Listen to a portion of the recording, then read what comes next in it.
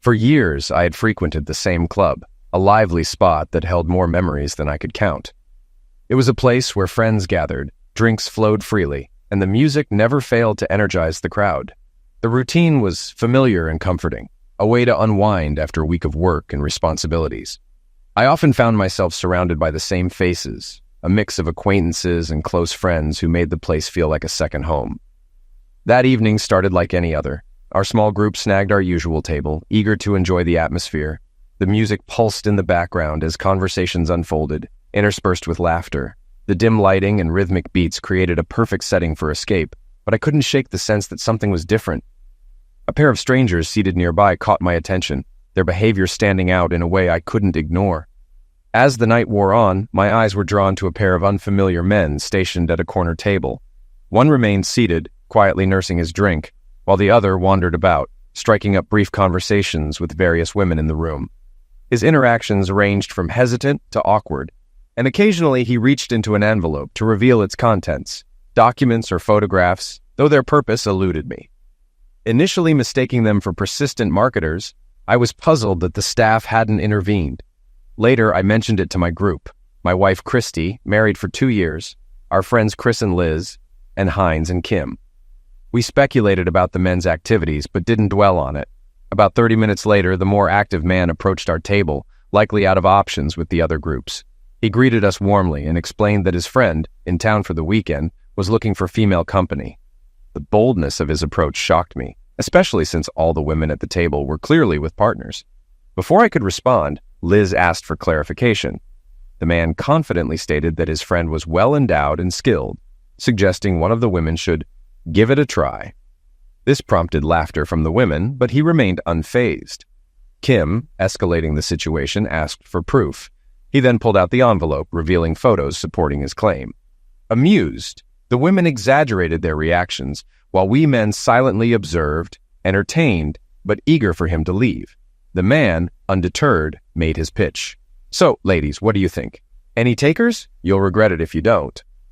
Liz and Kim returned the photos, still laughing, but he turned his attention to Christy. Sensing something in her demeanor, he asked directly, "What about you, little lady? You didn't shake your head."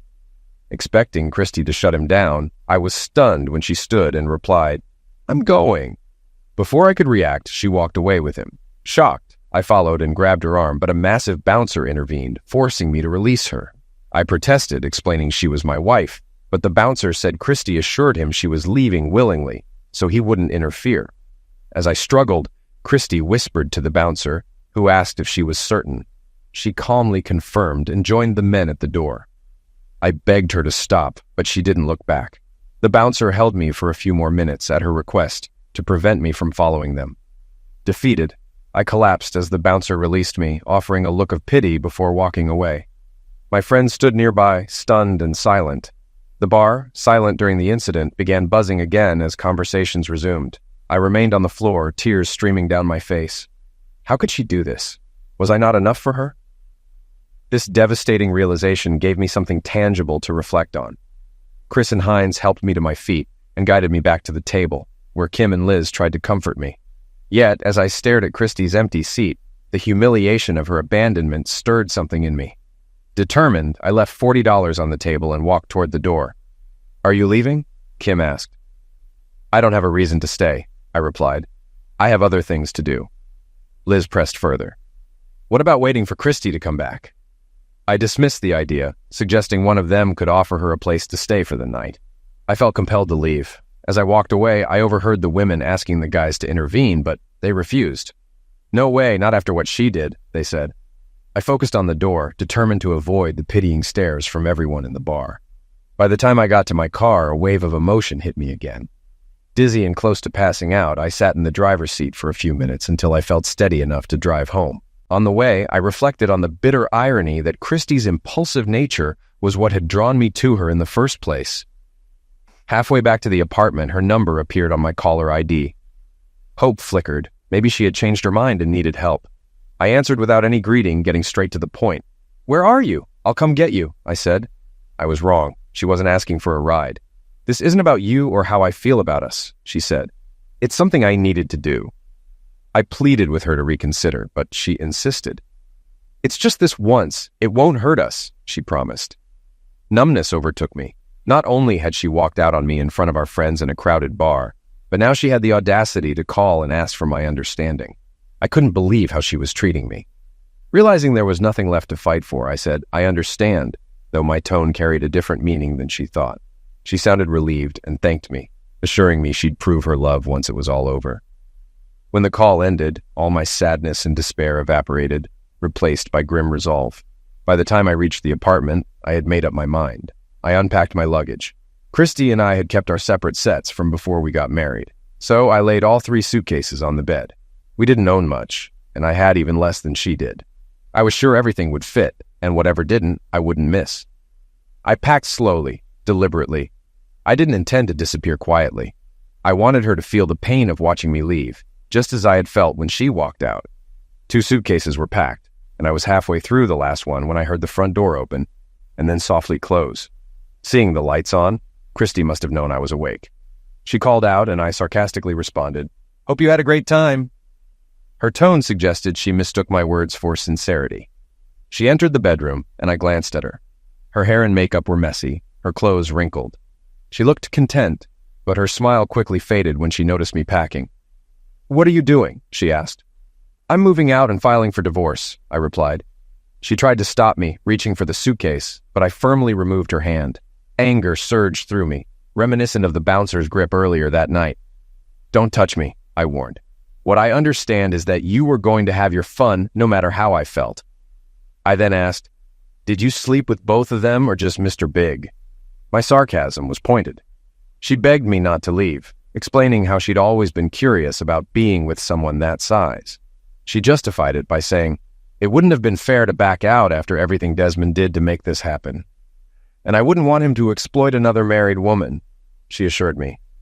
"It's over now, and I'll do anything to make it up to you." I expressed my disappointment, reminding her of her promise when we married to be mine forever. "What does that promise mean now that you've broken it?" I asked. "How do you expect to make this right? Do you understand how inadequate you've made me feel?" Finally, I told her, "I might consider moving past this if you tell me where they took you, hotel and room number." Christy refused. She avoided the question and continued trying to stop my packing. "I can't tell you that," she said. "Take my apology and let it go."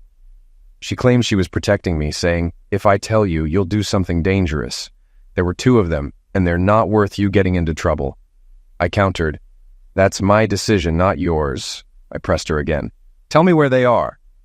She apologized again, referencing her promise to protect me after we married.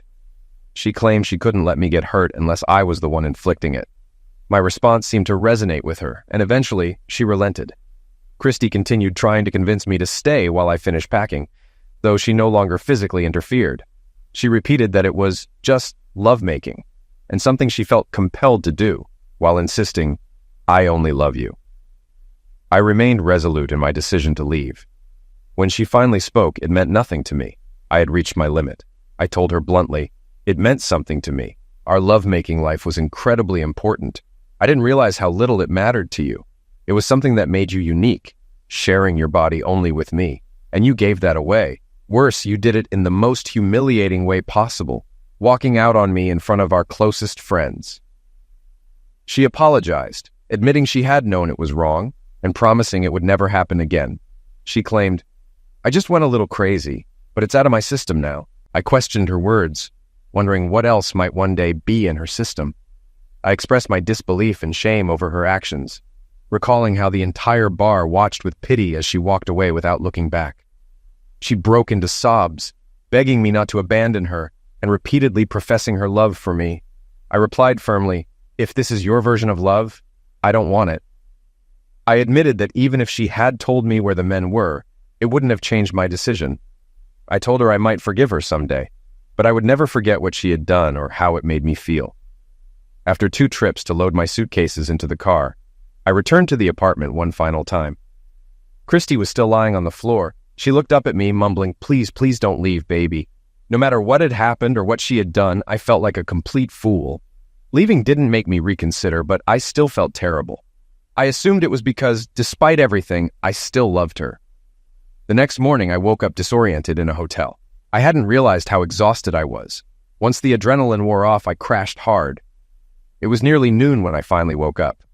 Thankfully, I'd prepaid for 2 nights, but I knew I couldn't afford to stay much longer. My bank account wasn't set up to handle a hotel stay. I needed a plan. Christy and I had 3 months left on the lease for our apartment, but there wasn't enough money for me to cover a new place on top of that. We didn't have many assets: 2 cars with payments, a small joint bank account, and some furniture I didn't particularly care about. The financial logistics were secondary. I hated the idea of dragging Chris and Heinz into this mess. But they'd been my best friends for years, long before any of us got married. Chris and Liz had been married for 5 years, Heinz and Kim for 4, and Christy and I were the last to join the club.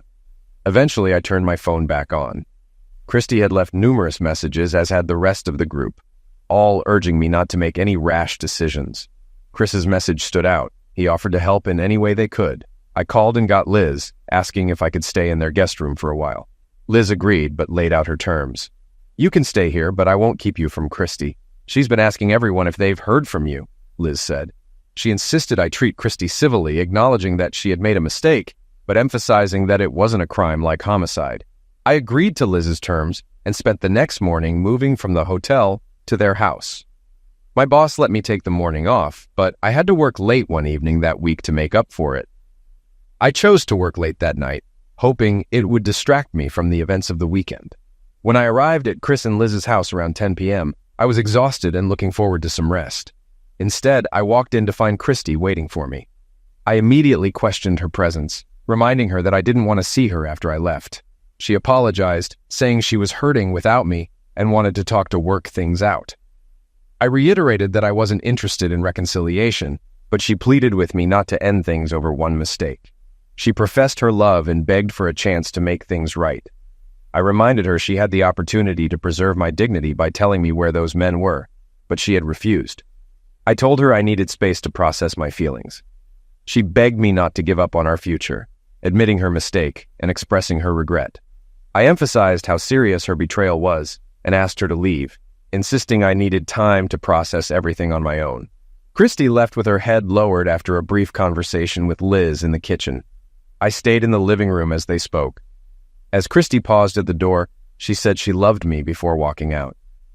My resolve faltered, and I sank onto the couch. Liz joined me while Chris stood nearby in the hallway. Liz complimented me on how I handled the situation, thanking me for being kind despite how difficult it was. "I don't feel like I handled it well," I admitted. "I don't deserve what happened." Liz agreed.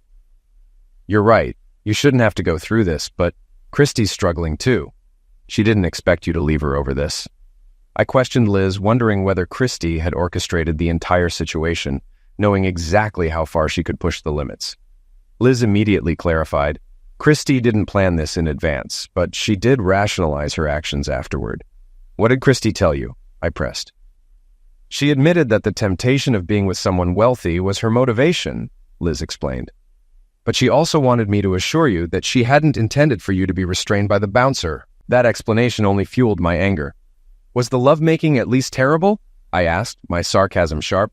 "Or should I not even bother asking?" Liz hesitated before responding. "Do you want me to sugarcoat it or be honest?" "I guess that answers my question," I said bitterly. "Never mind." Liz sighed. "But as satisfying as Christy claims it was, she told me it meant nothing compared to what you two have. She doesn't want to lose your relationship over this." I shook my head. "But she did trade me for that. Even if she didn't realize it at the time, choices have consequences. She made hers." "You're right," Liz acknowledged. "But after reflecting on what she did, she thought you two could overcome this. She assumed that if she downplayed it, you'd eventually forgive her." "I hope so too," I said flatly. "But Chris and Heinz were right. I can't see a way forward. Christy made deliberate choices, leaving with him in front of me, having me restrained, and then calling to ask for my approval afterward. She ignored every opportunity to consider how much this was hurting me, and chose against me every single time." "I understand why it feels that way," Liz said carefully. "But I don't think she was thinking clearly. It was like a moment of temporary insanity. Haven't you ever made a reckless decision and ignored the consequences?" "Liz," I said, my tone softening, "I appreciate you standing up for her. I know you two are close, and I wouldn't expect anything less." "You're my friend too, Henry," Liz replied. I know you care about her, but this isn't the same as me staying up all night playing video games instead of writing a history essay. We're adults. She had to know her actions would lead to this. You're right, Liz admitted, but my heart tells me you two are good together, and if you forgave her, you'd be happy. Maybe, I said, but I'd always be worried about what might happen next. I'd be scared to step into a club again, wondering if it would happen again. If she can't control her impulses, do I have to accept that? Or is it time to prioritize my own well-being? I stood up. Excuse me, I'm tired. I need some rest. Christy's story unfolded predictably after that. She made repeated efforts to reconcile, but I resisted. It was hard. I still loved her. Divorce doesn't just mean losing a spouse. It means losing shared dreams, plans, and hopes. We talked about kids, grandkids, traveling, and starting a family. All of that was gone. Those memories were the hardest part of letting go. Christy and I had been so aligned on our future, like two halves of a whole, but I couldn't overlook her betrayal. The divorce was finalized 3 months later. Christy asked for one final conversation, and I agreed to listen. After the hearing, we met in private, where she apologized, insisting her actions didn't reflect her love for me. I'll regret this for the rest of my life, she said. I responded, I regret meeting you, proposing to you, and marrying you. I regret thinking you were the person I wanted to spend my life with. I told her I'm moving on. Christy accepted my decision, but lashed out as I left. You'll regret this, she snapped. Maybe one day you'll learn to think before you act.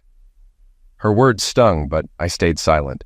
I regretted the situation, but not my decision. I walked out and we never spoke or touched again. The relief was liberating. 3 months later, I started going out again. I wasn't looking to meet anyone. I just wanted to stop staying home all the time. I joined Chris, Hines, Liz, and Kim on their outings. They often introduced me to friends, hinting at matchmaking, but I wasn't ready for anything serious. I enjoyed the company and let myself have lighthearted fun without attachment. The people I met were kind, but there was no spark. Eventually, the conversations fizzled as the night wore on. I also developed a habit of going out alone, finding peace in my independence. The club where everything had changed became a familiar refuge. I enjoyed being around people without any responsibility for them. One night, I reconnected with Tasha, a bartender at the club, and someone I vaguely remembered from high school. She hadn't been working the night my life changed, but she'd been there long enough to hear the story. Do you remember that night? I asked her one evening. We'd barely known each other before, but as I started coming in alone, we formed an unexpected friendship. Over time, she began dropping hints that she wanted something more. About 10 months after Christy left the bar with those men, I encountered them again. They were back at the club, sitting and drinking, scanning the room, likely looking for new targets. I must have been staring in their direction because Tasha noticed and asked, "Why are you staring at Desmond and Richard?" I was surprised she knew their names. I turned to her. You know them? I asked. She nodded. They're regulars here. Not personally, but I know who they are. I mentioned, I thought they were from out of town and only came here occasionally for business. She corrected me. They work at a supply warehouse downtown, near the freeway. She added that they lived nearby and had for years, though she wasn't sure of the exact location. She also said they frequently came to the bar to pick up women and were usually successful. Richard's looks probably help, she added casually. I was taken aback that the bar was a hotspot for such behavior. That's surprising, I muttered. Tasha shrugged. I asked if there were a lot of single women at the bar, and she explained, there are some, mostly in groups, but those guys don't limit themselves to single women. They seem to prefer married ones. I tried to stay calm at this revelation. That sounds risky, I remarked. Tasha dismissed my concern. I doubt the husbands ever find out. The guys don't brag and the wives stay quiet. She didn't seem bothered, reasoning. It doesn't hurt anyone. The wives have fun, and the husbands don't know. Sometimes it even makes their lovemaking better, out of guilt.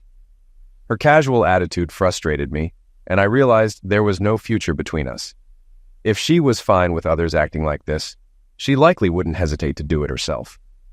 Tasha kept talking when I didn't respond, mentioning a time the men had tried to pick up a woman while her husband was at the club. It almost turned violent, she said. Victor, the bouncer, had to intervene because the wife asked him to restrain her husband so she could leave with the guys. I froze. Slowly turning to her, I asked, Christy? Tasha paused, piecing it together. Her expression shifted to shock and regret as she realized the truth. "I'm so sorry," she whispered, unsure of what else to say. I stood, leaving the bar without another word. Outside, I made a quick phone call and settled in to wait. Until that moment, I hadn't realized how much I craved justice, perhaps even revenge, until it became clear this was all a routine for them. While Christy had willingly accepted their invitation, I doubted she knew these weren't harmless out-of-towners. She likely thought they'd disappear after a casual fling. I spotted their car in the parking lot, a Cadillac with lowered suspension and chrome rims, and figured it was theirs. As they hadn't left the club yet, I had time to act. Nearly an hour later, Desmond and Richard emerged with a woman they'd charmed inside. I was right about the car. Leaning against the driver's door, I waited as they approached. Desmond, the more outspoken of the two, looked annoyed. "Get your hands off my car," he said sharply. Ignoring him, I addressed the woman. "I don't know you, but I don't want to see you hurt, especially if your husband doesn't deserve this." I pointed at her hand. "You're married. I can see the ring." Turning to her, I said firmly, "You should leave. Go home to your husband, the one you vowed to be faithful to." She hesitated, but ultimately stepped back, heading toward the club despite Desmond and Richard's protests. Once she was gone, their irritation turned to me. "Why are you interfering?" Richard demanded. I replied, "Because she belongs to her husband." Desmond stared at me for a moment before recognition dawned. "Wait a second, you're the guy whose wife had the bouncer hold him back while she left with us," he exclaimed. "That's right," I said coldly. Richard smirked. "So, are you here for revenge?" I didn't respond. Their focus on me blinded them to my friends quietly closing in. In a flash, Hines, Chris, and Jed grabbed them. Despite their struggles, my friends restrained them, forcing them to their knees with their arms bound behind their backs. Their bravado evaporated. One of them tried to justify their actions. "We didn't force anyone. The women come willingly." I shot back. "I've dealt with my wife. Now it's your turn. You're a menace, and I'll make sure you never do this again." I gestured to my friends. "Load them into Jed's truck." They were securely tied in the back, ensuring they couldn't escape. Their faces betrayed their fear as they realized their fun was over. About an hour later, we arrived at a remote area in the county, accompanied by Jed, whose family owned a nearby farm. We stopped at a dense grove of trees, far from civilization and completely out of sight. The guys dragged Desmond and Richard out of the truck without much care, and I couldn't help but enjoy the fear in their eyes. They probably never imagined that their casual hookups would lead them to this moment. Like Christy, they were now facing unexpected consequences. In a casual tone that masked my seriousness, I began discussing the best ways to rid society of this carnivory behavior. I suggested options, including castration followed by release, which visibly horrified them. Jed added matter-of-factly, "That could get complicated if they seek medical attention afterward." Desmond and Richard stayed silent, their terror palpable. I then mentioned the alternative, eliminating them to ensure there were no witnesses. While Desmond looked terrified, Richard's expression suggested he'd prefer end of life over living without his manhood. "It's ridiculous to tie your self-worth to your private parts," I remarked. Desmond tried to defend their actions again. "We were just hooking up. It's not our fault she wanted to cheat." I cut him off. "I'm not concerned with her choices anymore. My issue is with you. I hate men like you, men who think they can seduce married women without consequences. Tonight, you'll learn that's not true." I motioned for my friends to join me in a private huddle. The plan was simple: intimidate them as much as possible.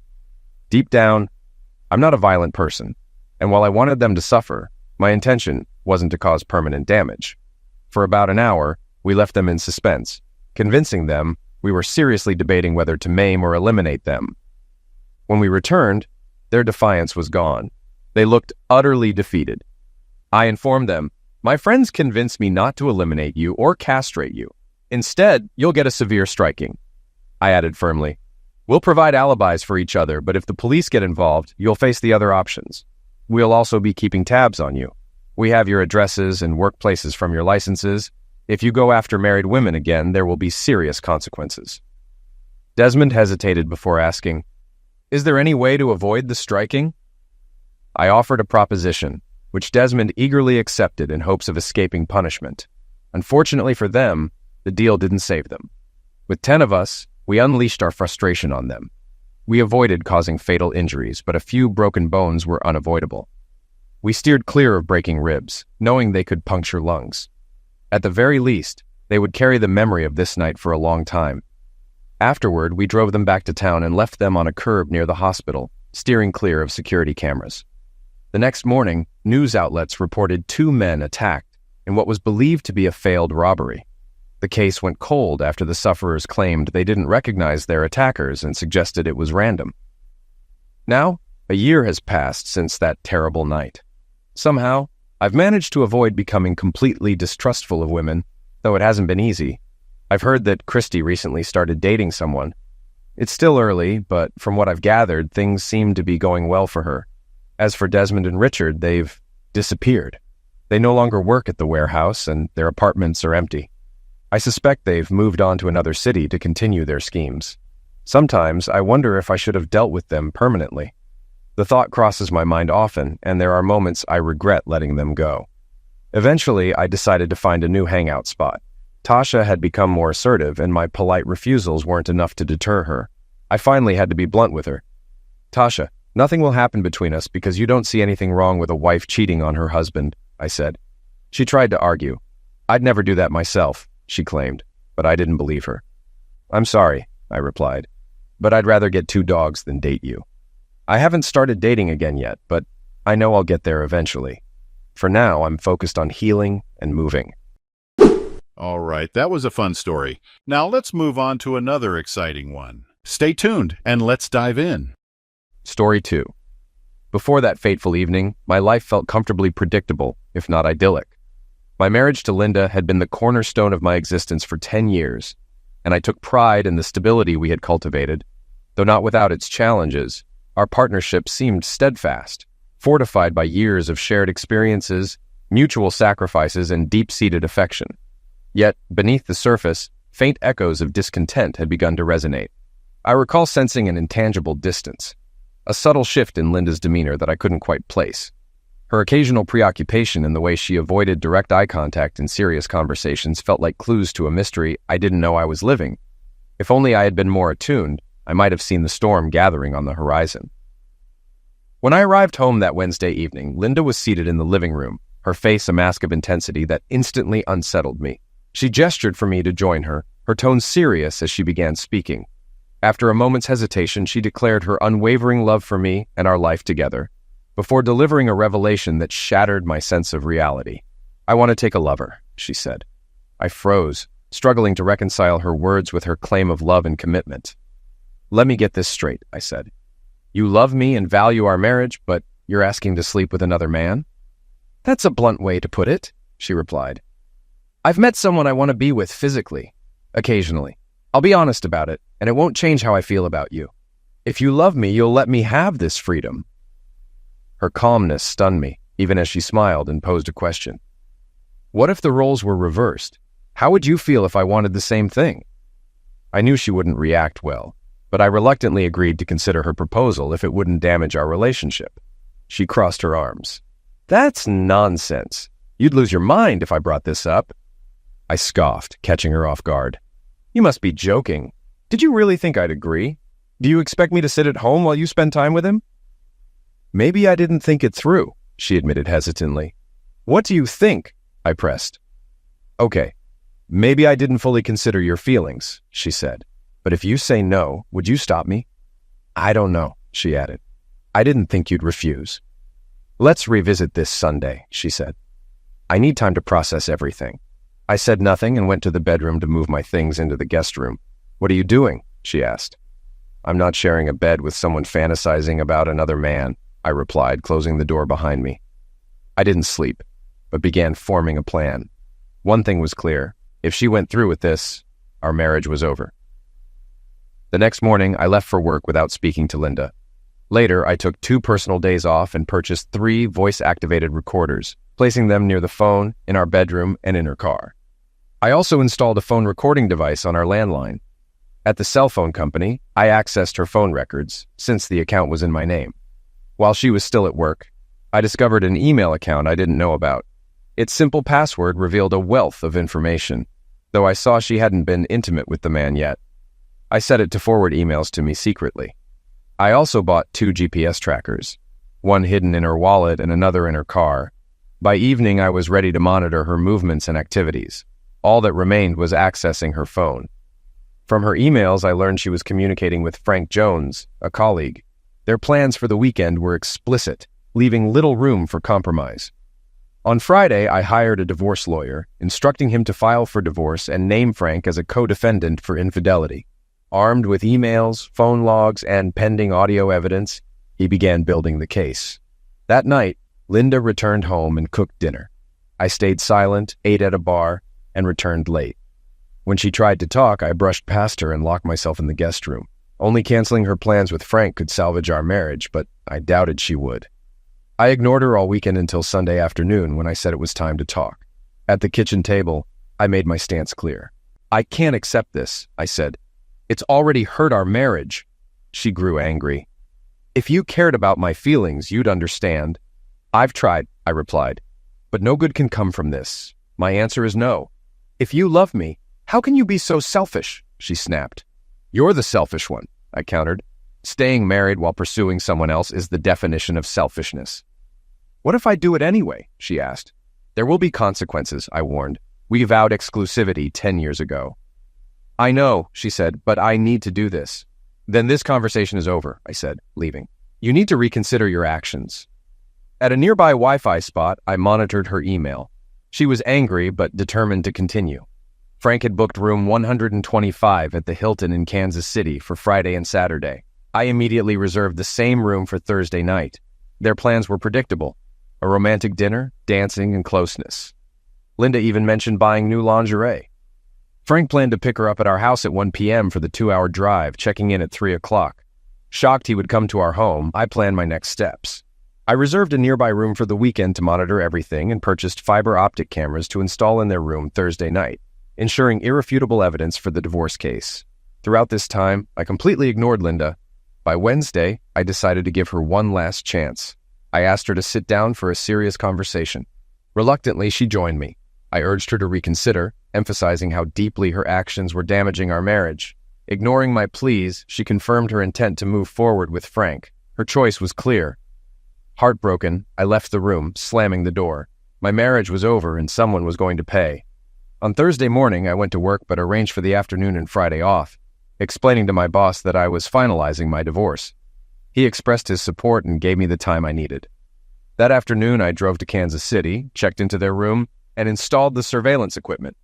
I carefully ensured everything was operational to capture their activities. This evidence would seal the case. Returning home, I stopped at a store to buy pepper spray, intending to disrupt their weekend plans. When I arrived, Linda was in the kitchen, looking at me expectantly. Without a word, I walked past her and slammed the door to the guest room. Later, she entered, attempting a friendly conversation. I cut her off coldly, telling her to save her energy for Frank. She left, and I spent the night restless, but focused on ensuring I was ready to bring everything to an end. On Friday morning, I left the house without speaking to her. At the lawyer's office, I signed the necessary divorce papers, informing him I would deliver evidence by Monday. I also requested that Linda be served at work that afternoon, and that Frank receive his papers simultaneously, as I was suing him for alienation of affection. Checking her GPS, I saw she was at a hair salon. Returning home, I searched her suitcase and found the new lingerie she had mentioned in her emails. Wearing gloves, I sprayed the lingerie and bra cups with pepper spray before putting them back. Next, I went to the bank, closed our joint accounts, and transferred the funds to a new account. I canceled our shared credit cards, ensuring Linda couldn't access them. Feeling satisfied, I returned home to say goodbye to my wife. At 12:30 p.m., I entered the house, but Linda wasn't downstairs. Assuming she was getting ready, I went upstairs and found her in the bedroom wearing sexy lingerie I had once gifted her. She moved to cover herself, but I stopped her. "Don't bother, I've seen it before," I said. With her fresh hairstyle, flawless makeup, and revealing outfit, she looked stunning. I couldn't resist commenting, "You look incredible. Too bad you never put in this much effort for me." "It's not like that," she replied. "I just want to make a good impression." "You seem more concerned about impressing him than you've ever been about me," I remarked. "I just wanted to feel handsome," she said. "Well, you succeeded," I replied. "But I loved you with all my heart, and we made vows to forsake all others. That meant something to me, even if it didn't to you." Stepping closer, I gently removed the rings from her hand. I gave you this ring on our wedding day. The engagement ring belonged to my mother. I'm keeping them because they don't belong in this farce. She stood silently, shocked. I continued. I won't be here when he arrives, but he's not coming into my house. If he does, there will be consequences. I'll be watching. Why are you doing this? She asked, her voice trembling. Because you've betrayed me, I said coldly. I hope this weekend is worth it. I turned and left, ignoring her cries. Parking down the street, I ensured she could see me if she looked out the window. If Frank stepped inside, I was prepared to risk jail, though the consequences for them would be far worse. Soon, Frank's car pulled up outside. He walked to the door and rang the bell. Linda emerged, suitcase in hand, and immediately wrapped her arms around his neck for a passionate kiss. After he picked up her suitcase, she glanced at me through the window with a smug grin before sliding into the car beside him. As they drove past, she flashed another smug look, but I responded by flipping her off, wiping the grin from her face. Back inside, I changed all the locks and garage door codes. Grabbing my pre-packed suitcase, I headed to Kansas City, checked into my room, and set up my laptop. From the camera feed, I saw Linda undressed in bed, confirming Frank had already had his way with her, and not for long.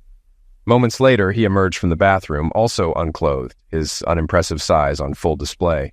I couldn't help but laugh as he approached the bed, ready for another attempt.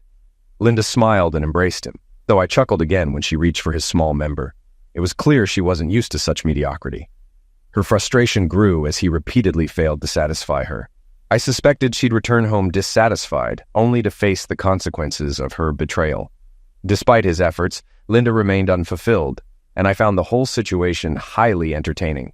Feeling vindicated, I left to grab dinner and some drinks, confident that the evidence I was gathering would solidify my case.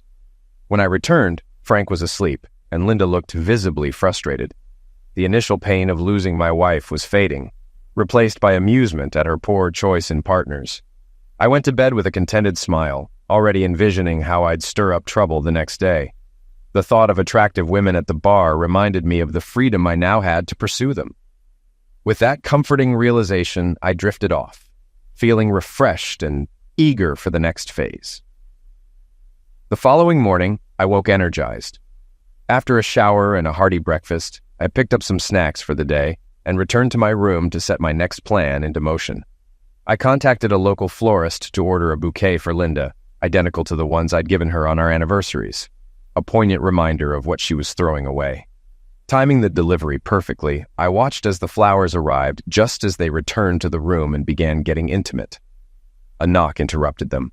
The florist delivered the bouquet, and Linda's face revealed a mix of anger and contemplation. She picked up her phone and dialed. My phone rang. "Hello?" I answered. "How are you?" she asked cautiously. "Not great. My wife is out with another man while I sit here angry," I replied bitterly. "Why do you ask? It's not like you care." "I just got a bouquet, like the ones you used to give me. Are you trying to send a message?" she inquired. "I wouldn't waste flowers on you now," I snapped. "If I did send anything, it'd come with a scathing card. Maybe this will remind you of what you're sacrificing." Her stunned silence prompted me to hang up. She called back repeatedly, but I didn't answer. Frustrated, she relayed my words to Frank, who reassured her that I'd come around eventually, but I knew I wouldn't, not until she was out of my life. Frank made another move, and Linda reluctantly indulged him. Seizing the moment, I ordered her favorite pizza for delivery.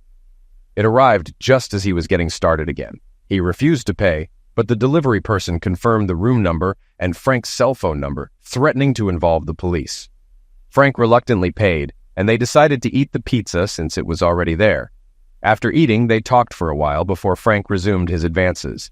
As things heated up, I ordered her favorite sandwich for delivery. He had barely begun another attempt when the sandwich arrived.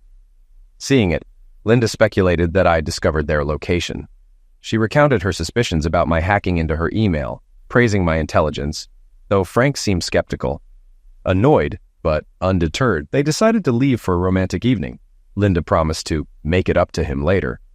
I couldn't stop laughing as I imagined how the rest of their day would unravel. When they returned, Linda hurried into the shower, emerging with red, irritated skin on her chest and groin, clear signs of the pepper spray. Frank's hopes for the evening were dashed. When he tried to touch her, she snapped, "Don't touch me!" Confused, he asked, "What's wrong?" "It's this stupid lingerie," she growled. "I think I'm allergic to it." Blaming her discomfort on the lingerie, she remained unaware of my involvement. Frustrated and in pain, she refused his advances. That evening, I organized the video footage and prepared DVDs for my lawyer and Frank's wife. Feeling accomplished, I went to bed with a satisfied smile, knowing paradise was quickly unraveling, and I was the one orchestrating it. Sunday morning, I headed home, knowing Linda would face even more chaos when she returned. Tomorrow, it would all end.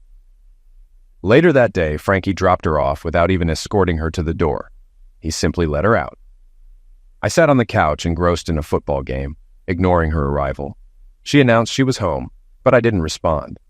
She walked between me and the TV, flashing a seductive smile. "I thought you'd be happy to see me," she said. "You're not dead," I replied coldly. "What made you think I'd be happy? Do I look like I've lost my mind in the past few days?"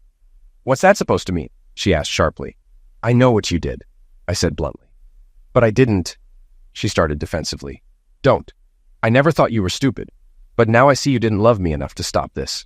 I loved you with all my heart, but that's past tense now," I said, meeting her eyes. "You don't mean that," she protested. "Oh, I do," I replied sharply. "You broke my heart when you chose him after everything I said. From the moment you left with him, I stopped caring whether you came back." "I can't believe you feel that way," she said, her voice trembling. "Believe it," I replied. "You made a colossal mistake." Tears welled in her eyes as she asked, "Is there anything I can do?" "You can get on your knees and eat my crap," I said sarcastically. "You know I can't do that," she replied, shocked. "I know. That's why it's clear your promise to do anything to save this marriage is as worthless as your vow to be faithful." She softened her tone. "I was thinking about you the whole way home. I really want to make love to you tonight. I need you." "You need me?" I shot back. "I don't think so. And as far as making love goes, did you and Frankie use protection every time?" "No. He's married, and I can't have kids," she said. "Do you think you're the only one he's told that to?" I demanded. "You're damaged goods to me now. There's no way I'm touching you until a doctor gives you a clean bill of health." "You could use a rubber," she started. "Right," I interrupted. "Like I'm going to use protection with my wife after you spent the weekend screwing some loser bareback. Screw you." I stood abruptly. "You chose Frankie over me," I said angrily. "I'm going out. I can't stand to look at you right now. Tonight you can sleep in the guest room. The master bedroom is mine. Unlike you, I didn't break any vows." "Can we talk about this?" she pleaded. "Tomorrow after work, there's nothing more to say right now," I replied, ending the conversation. I left the house, went to a nearby bar and grill, and grabbed dinner. Not being much of a drinker, I ate, then went for a long walk to clear my head. When I returned, Linda was in my bed. "Get out," I said, glaring at her. "This is our bed. I have just as much right to it as you," she argued. "You gave up that right when you slept with Frankie. Get out, or I'll drag you out and toss you on the street," I growled. She started crying and left the room slowly. I locked the door behind her, listening to her sobs as she walked down the hall. The next morning, I ignored her completely. We ate breakfast separately, and she left for work at her usual time. Before leaving, she turned and said she loved me. I met her gaze coldly. "I loved you too," I replied, emphasizing the past tense. Tears filled her eyes as she turned and walked out. Once she was gone, I began packing her belongings into garbage bags.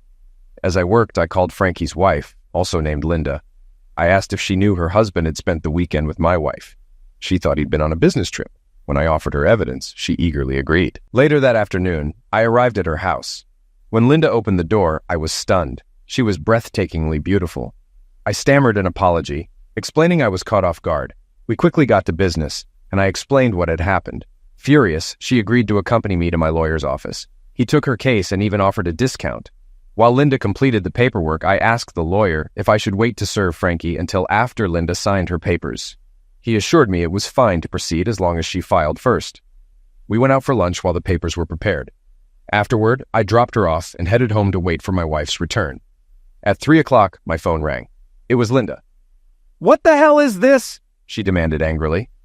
"What do you mean?" I replied innocently. "I just got served with divorce papers and Frank got hit with a lawsuit," she exclaimed.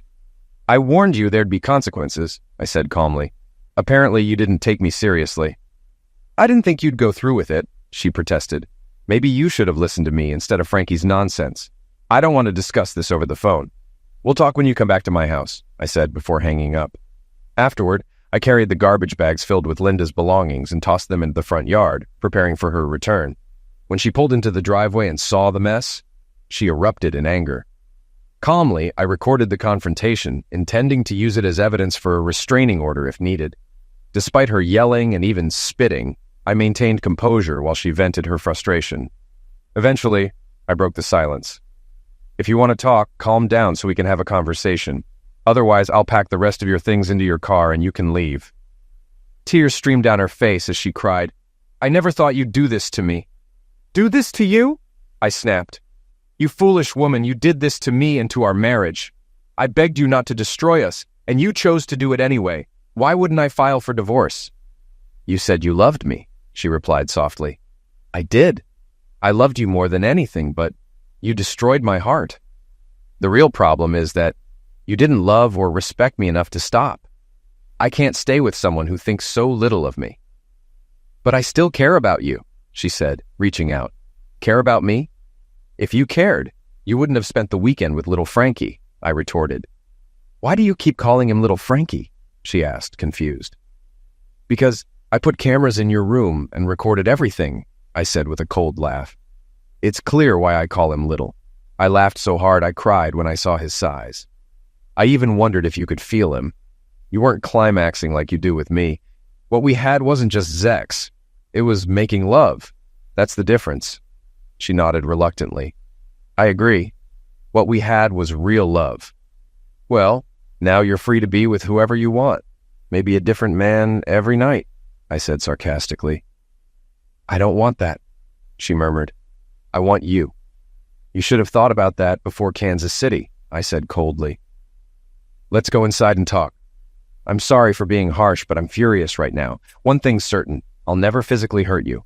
Little Frankie, on the other hand, isn't safe." We went inside and sat at the kitchen table, a familiar setting for many past conversations. This time, the finality of it weighed heavily on me. I resolved to stay calm. "You wouldn't really hurt Frank, would you?" Linda asked cautiously. "Why not? He destroyed my marriage. He deserves consequences beyond the lawsuit and his own divorce," I replied firmly. "He's not getting divorced. His wife approved of us," Linda countered, clearly misinformed. "She told you that to manipulate you," I said flatly. "I spoke to her this morning, shared my evidence, and now we share a lawyer. She's filing for divorce." Linda looked shaken. "I don't believe you," she said. "That's why we're divorcing. Your disbelief and choices made this inevitable," I said.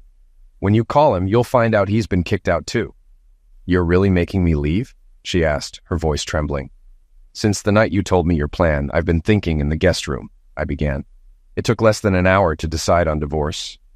"Why didn't you tell me sooner?" she asked, bewildered. "I didn't think you'd stop, and telling you would have just made you angry," I explained. "I saw from your emails that my feelings didn't matter to you."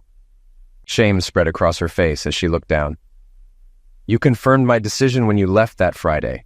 I signed the papers that same day," I added. "I can't believe I was so naive," she said softly.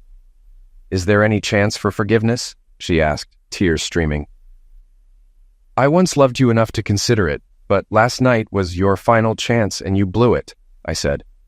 "I might forgive you someday, but I'll never trust you again. Without trust, there's no future for us. It's over." Linda broke into uncontrollable sobs, but my resolve was unshaken. I'd spent days contemplating this moment, and my decision was final. "I'm divorcing you, and I'll make sure little Frankie pays for what he's done to my marriage," I declared. Before she could respond, I added, "You can call him and figure out where to stay, but don't bother with credit cards. They're canceled.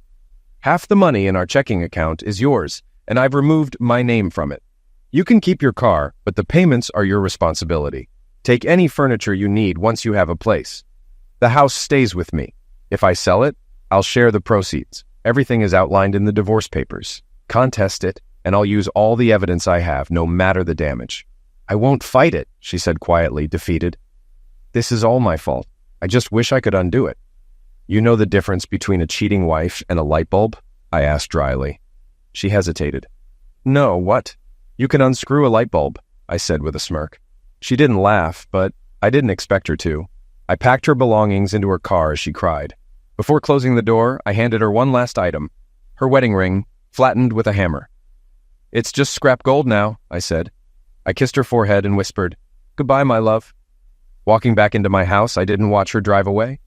Tears came once I was inside, and I cried for an hour until I was emotionally drained. Then I focused on my future. Option 1, drown in booze, not appealing.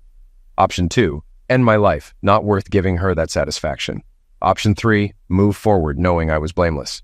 The thought of being free from Linda made me smile. Feeling lighter, I called Linda, the other Linda. We made plans for dinner. Whether it led to friendship or something more, it felt like the first step toward healing.